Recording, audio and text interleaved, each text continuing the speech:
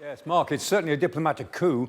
The security is interesting. It will have been pretty massive. Even as we speak, there's quite a lot of American air activity going on along the Polish-Ukrainian border, which is what you'd expect. So well done to American security for creating this. But there's some diplomatic choreography going on here, because this is Biden going to Ukraine on Monday. We thought he might go tomorrow when he's due in Poland, but no, he's gone today.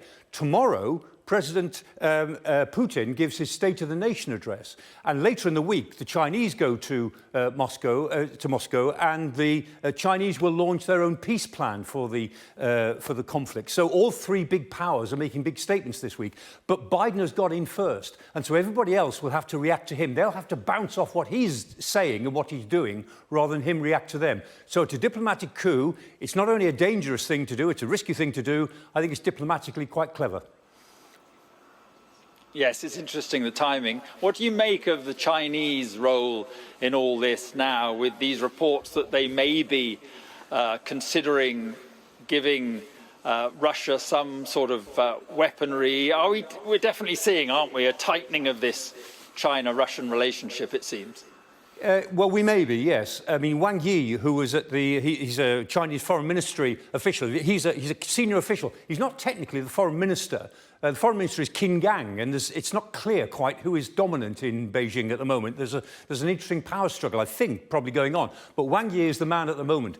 And he was at the Munich Security Conference at the weekend, and he clashed with Blinken over attitudes towards the conflict.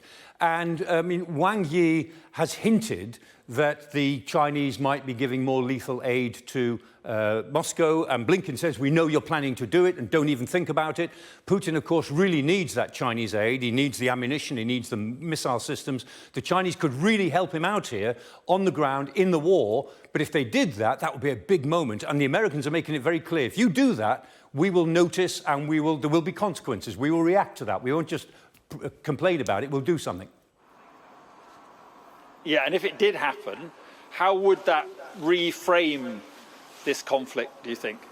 Well, we're guessing, because in the nature of diplomatic bargaining, nobody sort of lays out all their cards on the table. But I'm guessing that Blinken would have said to Wang Yi very clearly, you know, we know this is happening, don't pretend it isn't. If it does, then the thresholds might come down from our point of view. We might give the Ukrainians all sorts of things that they would like and that we've been holding back on. And also, there may be other ways in which we might take retaliatory action, even economic action, sanctions, secondary sanctions against Chinese firms. The Chinese have been quite worried since the beginning of this war that a lot of their firms dealing in Russia would be sanctioned as secondary sanctions by the United States. And that is a credible economic threat, and I suspect that that threat may have been made again, but it's all in private. We're just speculating now.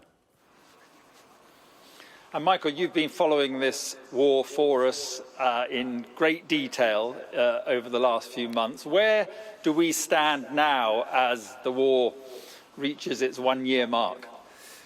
Well, it's been through two big phases in a way. I mean, the first phase was the Russian attack, and it looked at the time, they took quite quickly about 20% of Ukrainian territory, and we thought they would surround Kiev and maybe take Kiev, and we expected cities to fall to the Russians. The only city that they took of any note was Kherson down in the southwest. The Ukrainians beat off the attack, they held for a while, and then they began to launch their own counterattack. So that 20% of territory then, as it were, stabilised as far as the Ukrainians were concerned, and the Ukrainians were able to counterattack in Kharkiv, the Kharkiv Oblast, and west of the Dnipro River, and take Kherson back. And so the Russians then were starting to dig in. By late September, the Russians were digging in all along the front there, and only recently have the Russians started to try to push back. And not surprisingly, the pushback has been in the Donbass, so three particular places. Crimea in the north, where the Russians really have to hold that, or they lose their position in Luhansk. Bakhmut, which is strategically not very relevant, but the Russians have pushed and pushed and pushed, and they look as if they're trying to create a victory in Bakhmut. It'd be a Pyrrhic victory if they do, but a victory by the end of the week, so that they can boast about it at the anniversary.